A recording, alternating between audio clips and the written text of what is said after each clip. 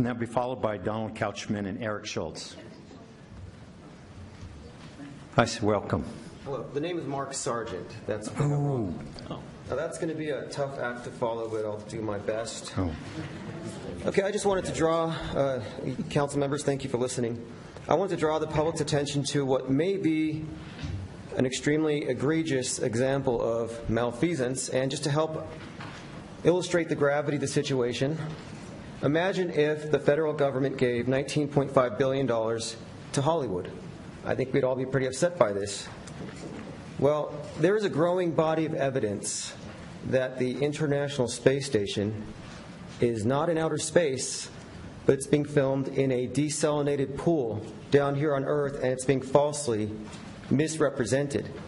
And this started with this phenomenon known as bubbles in space. If you search for it, you'll see many of these so-called spacewalks, which have been falsely misrepresented as live, as has been exposed many times on Facebook when they do their live ISS feeds. Bubbles out in space. Well, there's not supposed to be water up there. And it is known that the astronauts do train in these big underwater tanks. And so this body of evidence, and it's not just bubbles in space, there are harnesses or green screens, evidence of flights that are actually on parabolic flights, not in space.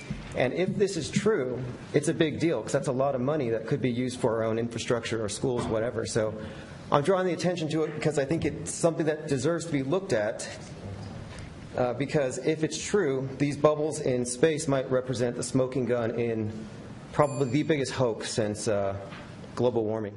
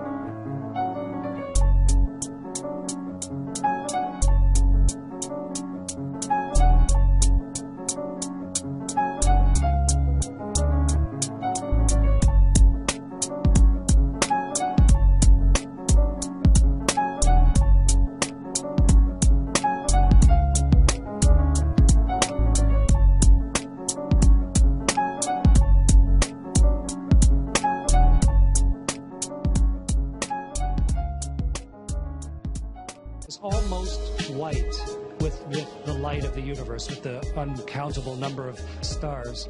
But it has a lot of variation to it. Even just with the naked eye. I don't recall during the period of time that we were photographing the solar corona what stars we could see. I don't remember seeing any. The sky is almost white with the light of the universe, with the uncountable number of stars. I don't recall during the period of time that we were photographing the solar corona what stars we could see. I don't remember seeing any. Uncountable number of stars. I don't remember seeing any. Water is also very dangerous on the space station because we have a lot of electricity, so we need to be very careful not to spill it. I know you have kids at home. How do you stay close to your kids?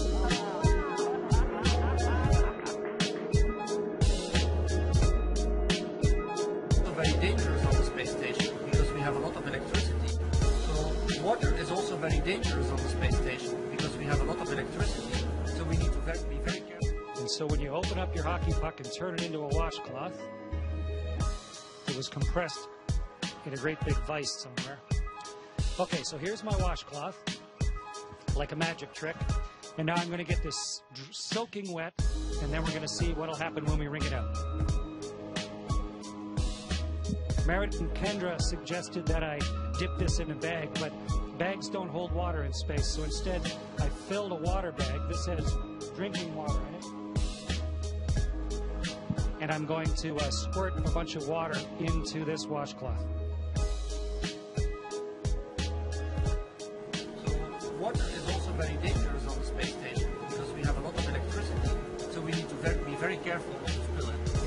So water is also very dangerous on the space station because we have a lot of electricity, so we need to be very careful. Okay, so here's a soaking wet washcloth. Get the microphone so you can hear me while I'm talking. And now let's start wringing it out. It's really wet. Water is also very dangerous on the space station because we have a lot of electricity, so we need to be very careful not to spill it.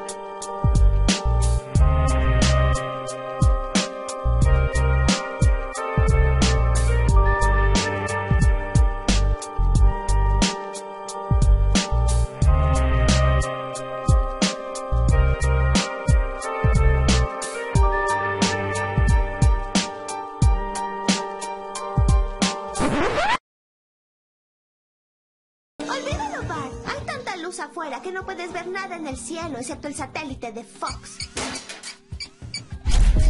Some of NASA's latest space dreams came crashing down in central Australia today.